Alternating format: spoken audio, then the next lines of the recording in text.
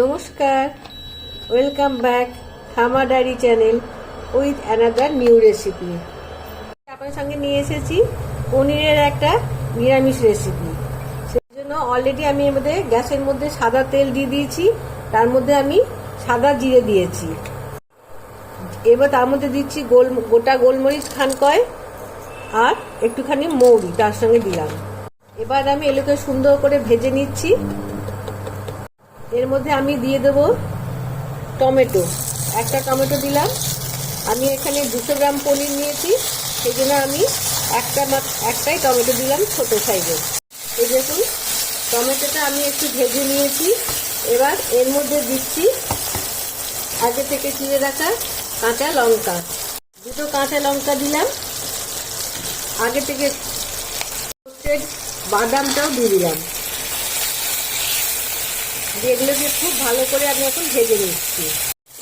এইবার আমি এর মধ্যে দিয়ে দিচ্ছি 1 মুঠো ধনে পাতা।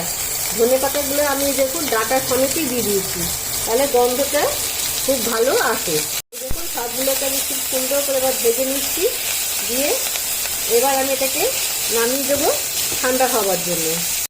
এবার আমি এর মধ্যে আর তেল দেবো না, যেটুকু তেল আছে তার মধ্যেই আগে থেকে কেটে রাখা আমি পনিরের টুকরোগুলো দিয়ে দিচ্ছি। এই কড়াইয়ে থাকা তেলেই দেখুন আমি পনিরটা খুব সুন্দর করে দেখুন হালকা হালকা ভেজে নিচ্ছি, খুব বেশি আমি ভাজবো না। এই দেখুন খুব সুন্দর এগুলো ভাজা হয়ে গেছে। এবার আমি যে মশলাটা করে নিয়েছিলাম সেই মশলাটাকে আমি একটু বেটে আনছি। পনিরটা সুন্দর করে ভাজা হয়ে গেছে, খুব বেশি কিন্তু ভাজিনি, ওই তেলে আমি কিন্তু আর কোনো নতুন তেল দিইনি। পরিমাণ মতো নুন, তারপরে দিচ্ছি হলুদ, তারপরে দিচ্ছি কাশ্মীরি লঙ্কার গুঁড়োটা। এইবার আমি এগুলো সব একটু মিলিয়ে নেব। করে আমি এগুলো মিলিয়ে নিয়েছি। যেহেতু শুকনো মশলাগুলো একদম শুকনো, তলায় ধরে যেতে পারে, সেই জন্য আমি একটু আগে থেকে গরম করে রাখা জল দিয়ে দিচ্ছি। বেশি দেবো না, অল্প একটু দেবো। এবার আমি এর মধ্যে দিচ্ছি স্বাদ মতো চিনি। সব কিন্তু আপনারা আপনাদের স্বাদ মতন দেবেন। এবার আমি দেখুন এগুলো সব এই পনির সঙ্গে ভালো করে মিলিয়ে নিলাম। এবার আগের থেকে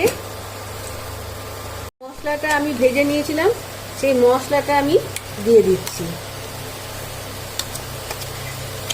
আমি মিক্সি দেওয়া জলটাও এর মধ্যে দিয়ে দিচ্ছি।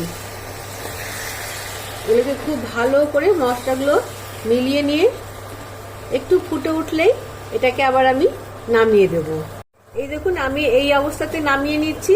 আপনারা চাইলে পারে এর থেকে বেশি ঝোলও রাখতে পারেন।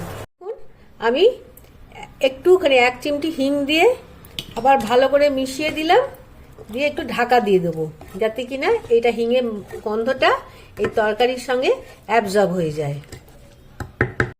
তৈরি আমার পনিরের রেসিপি, যার মধ্যে কোনো রকম পেঁয়াজ রসুন কিচ্ছু দেওয়া হয়নি, পুরোপুরি নিরামিষ। বদলের জন্য এইভাবে আমরা মাঝে মধ্যে নিরামিষ পনির রান্না করে খেতেই পারি। যদি আপনাদের আমার এই রান্নাটিকে কোথাও ভালো লেগে থাকে তাহলে প্লিজ একটা লাইক করে দেবেন, কারণ আপনাদের একটা লাইক আমাকে এই কাজগুলো করতে আরো বেশি মোটিভেট করে। এবং যদি একটু বেশি ভালো লাগে তাহলে আত্মীয় স্বজন বন্ধু বান্ধবের সঙ্গে একটু শেয়ার করে দেবেন, আর সাবস্ক্রাইব করে থাকবেন এবং পাশে রাখার বেল আইকনটিকে প্রেস করে দেবেন।